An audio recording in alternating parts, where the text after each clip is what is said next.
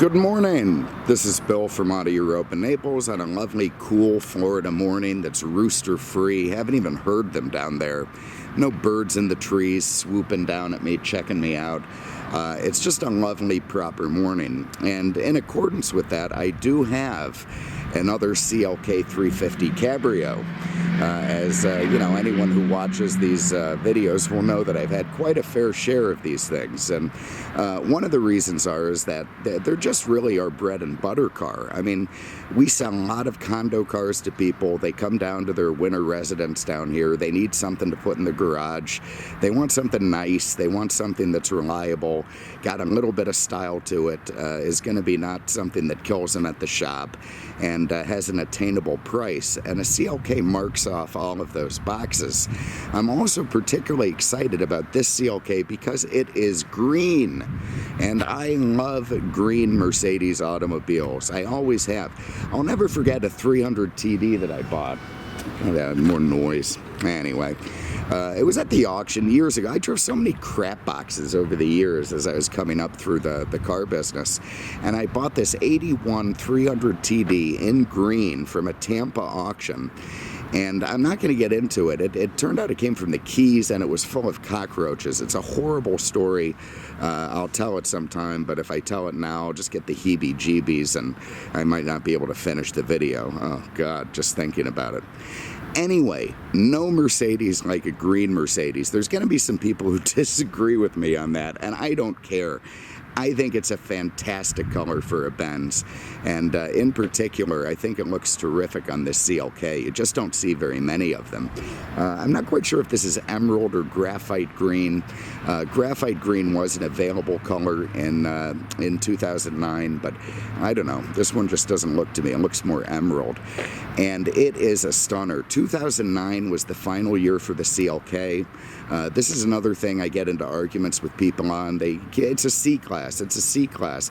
Okay, fine. You know, it is built on a C platform, which is one of the reasons that Mercedes accidentally built a reliable convertible from this era.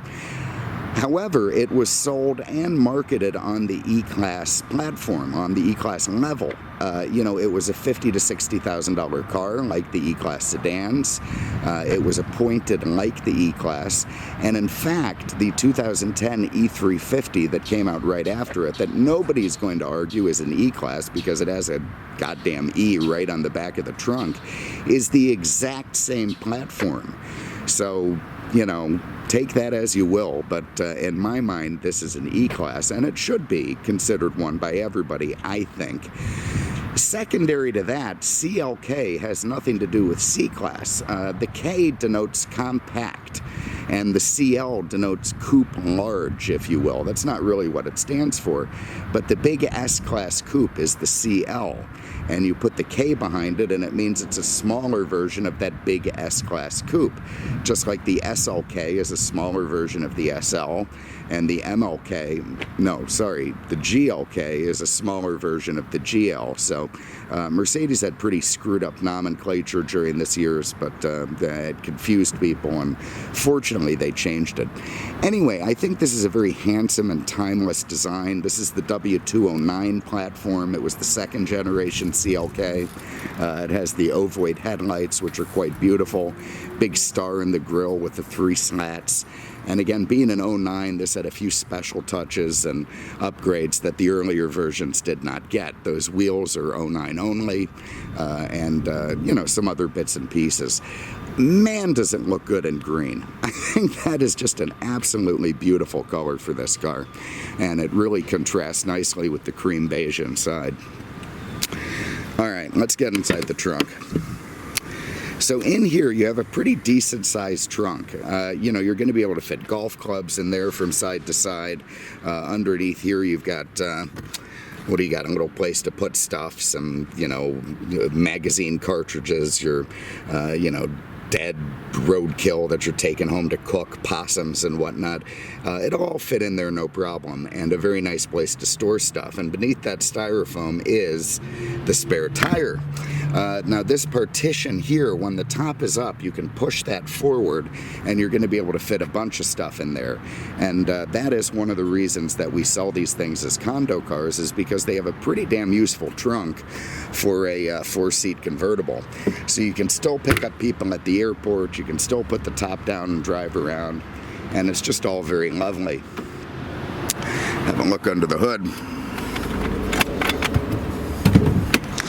All right, so under here, there's not really going to be any surprises. This was probably Mercedes' most bread and butter engine from this era. That is a 3.5 liter V6, very, very smooth, very supple, 268 horsepower, made into a near bulletproof 7-speed automatic transmission. And they put this all across the lineup. You could get this in the C-Class, the E-Class, even to some extent the S-Class, I believe, in Europe. I think the American S-Class from this era had a 3.7 out of the ML. But either way, a terrific motor, very smooth, very lovely, easy to live with, enough pep, reliable. You know, it's kind of the Goldilocks motor. It's just perfect right in the middle. It's not more than you need, it's not less than you need. Love those beeping construction sounds. Love them. Anyway, it's just a fantastic motor in this car. Very, very nice. Okay, so inside we have this lovely rich cream leather. You've got things like side airbags. You know, you have an appointment in this car that is just not C-Class worthy. You've got the bunched leather in the door panels, the nicely trimmed burl wood in the dash. You've got dual power memory seats, of course your power windows, your automatic headlights, your multifunction wheel. You get here in the back, you can see the Bose subwoofers between the seats, nice leather spots for your Canadians to sit. They'll be fairly happy back there, and everything just absolutely very nice. You grab the keys, we'll start running things around.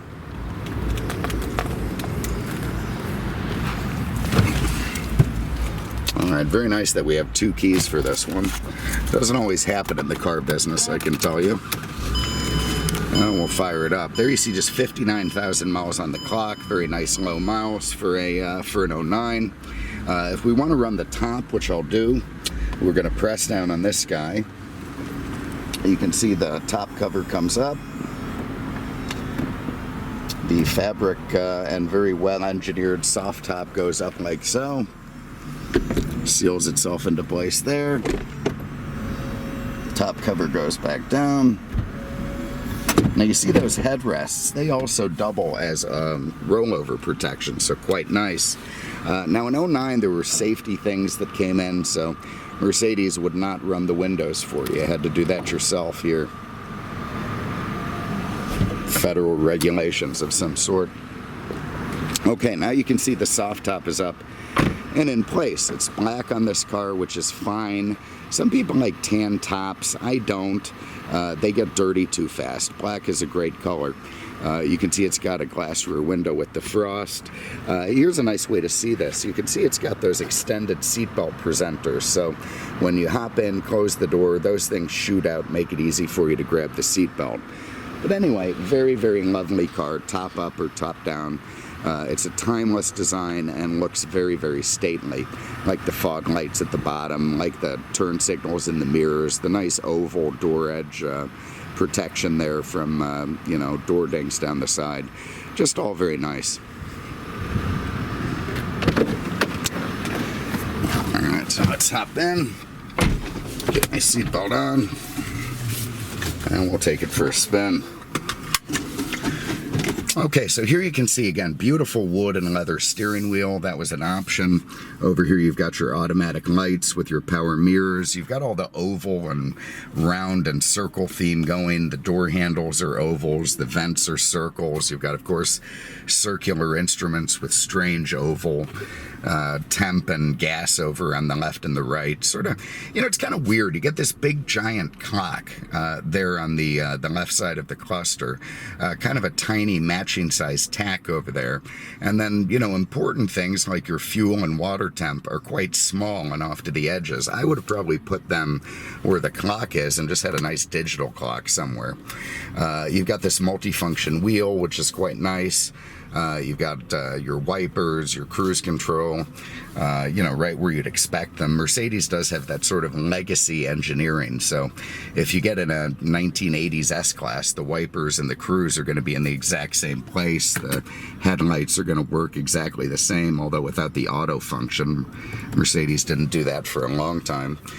Here you've got circles within circles, your vent controls, you can turn them on and off.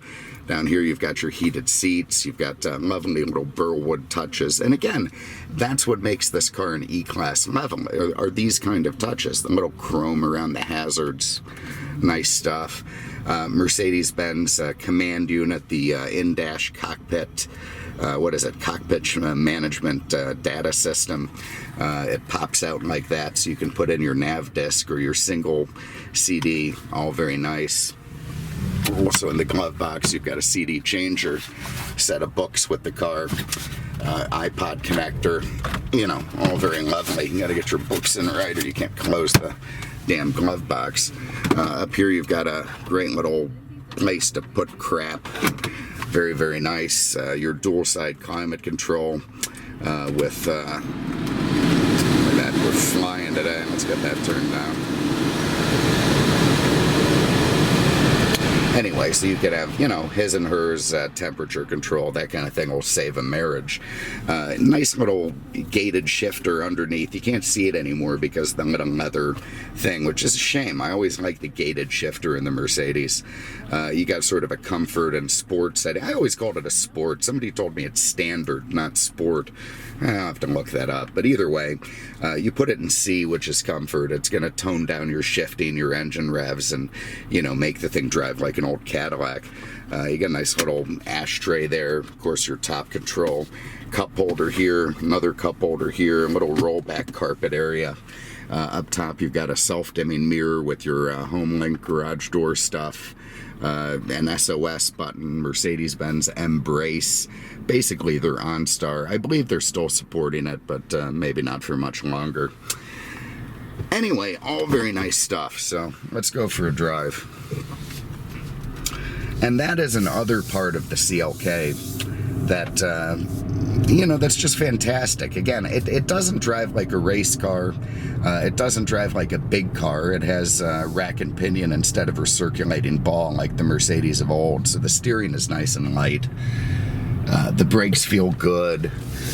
You know, it is, of course, a Mercedes, so it does have a fantastic independent suspension all the way around. It's built to handle. Every Mercedes is. I mean, there's just no Mercedes that doesn't handle well. You know, God forbid, you know, Idi Amin needs to escape his Air Force or something. You know, even if he's in a big ass, he's got to be able to handle. Look at this guy. He's doing weird shit. All right.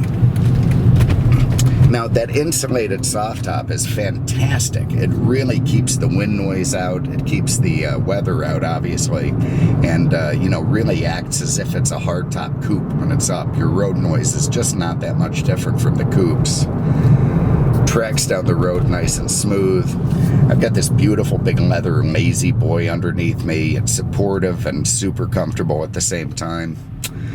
And it's just a nice way to get around. So, I mean, for a very reasonable amount of money, you get this timeless Mercedes style. You get a soft top that goes down. You know, you get a very dependable V6 motor that just lasts and lasts. You know, a very smooth automatic transmission. All the safety stuff that you get with the Mercedes, your airbags on the sides, the fronts, everywhere, rollover protection, crumple zones.